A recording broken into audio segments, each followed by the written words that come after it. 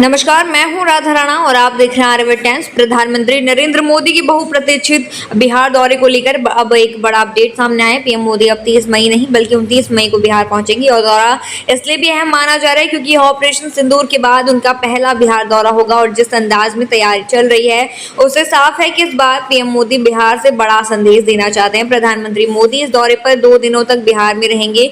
29 मई को वे पटना पहुंचेंगे जहां वे जयप्रकाश नारायण अंतर्राष्ट्रीय हवाई अड्डे के नए टर्मिनल का उद्घाटन कर सकते हैं। यह टर्मिनल करीब 1216 करोड़ रुपए की लागत से तैयार किया गया और इसे आधुनिक तकनीकी और अंतर्राष्ट्रीय मानकों के अनुसार विकसित किया गया है।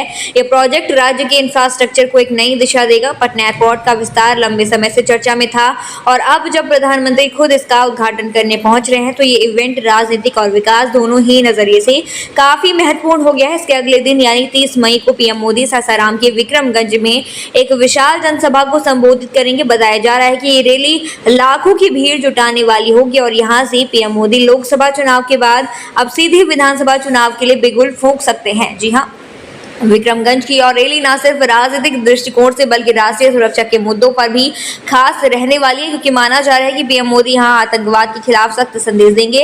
एनडीए के सभी घटक दल और बीजेपी के कार्यकर्ता इस कार्यक्रम को सफल बनाने में जी जान से जुटे हैं। हर जिले में नेताओं को जिम्मेदारी दी गई है कि ज्यादा से ज्यादा लोग रैली में पहुंचे और पीएम मोदी का भाषण सुने। पिछले दिनों हुए पहलगाम आतंकी हमले के बाद प्रधानमंत्री जिस अंदाज में राष्ट्रवाद का संदेश दे रहे हैं उसे यह रैली काफी भावनात्मक भी मानी जा रही है। 24 अप्रैल को अब पीएम मोदी अब मधुबनी में राष्ट्रीय पंचायती राज दिवस के मौके पर आए थे तो उन्होंने आतंकियों को चेतावनी देते हुए कहा था कि जो कुछ भी होगा उनकी कल्पना से परे होगा। ऐसे में अब विक्रमगंज की रैली में भी कुछ बड़ा संदेश आने की उम्मीद है। पीएम मोदी का यह दौरा विकास की सौगातों से भी भरपूर होगा। पटना से सासाराम तक हाईवे का विस्तार, वाराणसी रांची 4 लेन हाईवे का शिलान्यास, नवीनगर में 600 मेगावाट का नया पावर प्लांट, बिहटा एयरपोर्ट का विस्तारीकरण जैसे कई बड़े प्रोजेक्ट इस दौरे में घोषित किए जा सकते हैं। इन परियोजनाओं से न केवल लोगों की सुविधा बढ़ेगी बल्कि रोजगार के अवसर भी पैदा होंगे। जी हां, राजनीतिक लिहाजा से देखें तो यह दौरा विपक्ष के लिए भी एक चुनौती की तरह है। कांग्रेस और महागठबंधन जहां इंडिया गठबंधन की एकजुटता दिखाने में लगे हैं